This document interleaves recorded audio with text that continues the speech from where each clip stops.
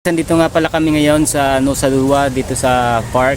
Ayan, yung dating inabandong park. So lagi kami pumupunta rito kasi maganda yung view tapos malamig yung panahon. Unlike sa bahay, ganun mainit talaga doon kasi. So ito kung mapapansin niyo diyan, ayan. Ayan yung ito yung ano, yun yung glass house. Ayan, may glass house doon sa banda roon, may glass house doon. Ito yung may swing na upuan. Sana all. Dito.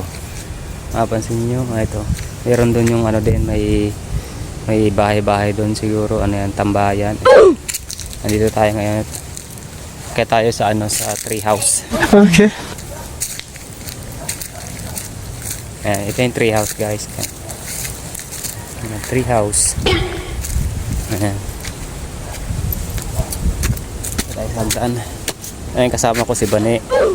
Hi guys! Yung Junakis ko, yun. Hi guys! Ayan, yung kasama kong isa, nag-i-stretching na. Tayo. Ang dumi ng chinelas Ayan. namin. Tumapa kami.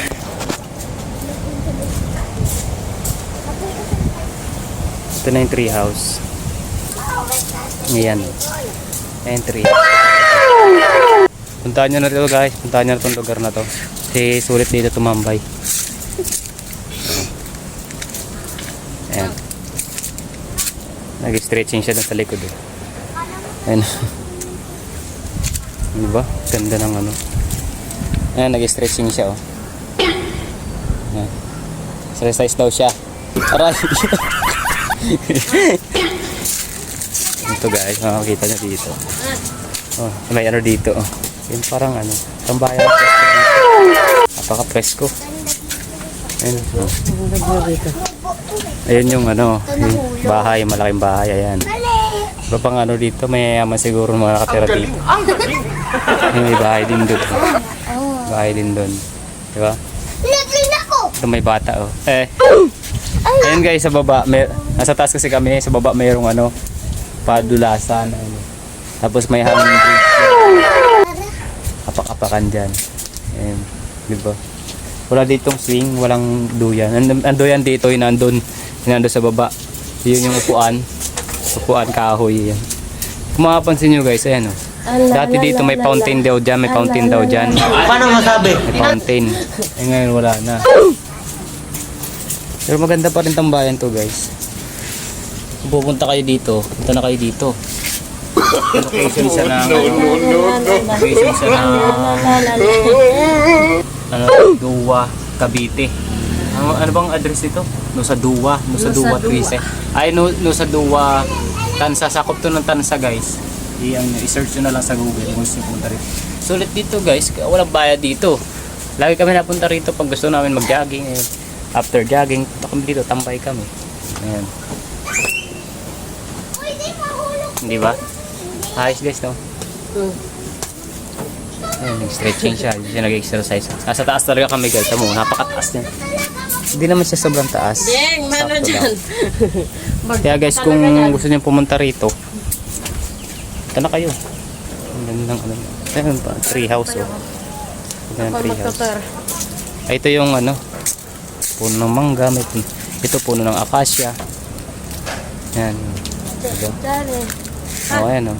Pwede kayo dyan umakyat, sumayaw-sayaw ka dyan, oh, ayan. Diba? Yung kanina sinasabi ko, yung parang ano, bahay-bahay na ano, siguro ano yan, tambayan yan, eh. Parang rampage yan, oh. Doon sa kabila, doon naman sa kabila, ano doon, may swimming pool doon. Diba? Kada dito mag-akyat-kyat, ganun. Ito, may ano dito, ilaw, wala na siya, pundido na siya. Pero ang ganda kasi guys, nung pagpunta namin dito, hindi pa malinis ngayon, nilinisan nila guys. Ayan, nilinisan nila guys, palinis na. Ang ganda na ng view dito, napakalinis guys.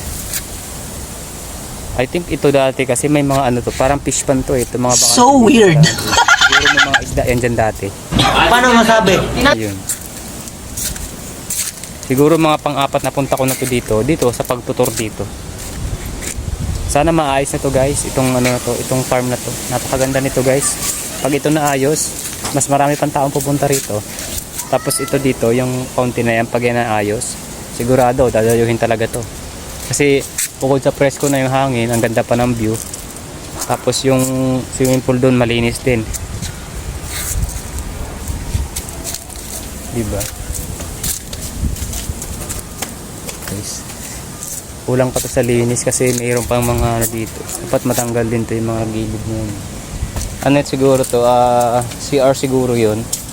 Nasa baba na yun. CR siguro yun. CR. Yan yung may pinto dyan. Hindi ko lang alam kung ano yan. Siguro stock room. Yung sa baba doon. Diba? Ganda ng ano. So yun guys. Gusto nyo na pumunta rito. Punta na kayo.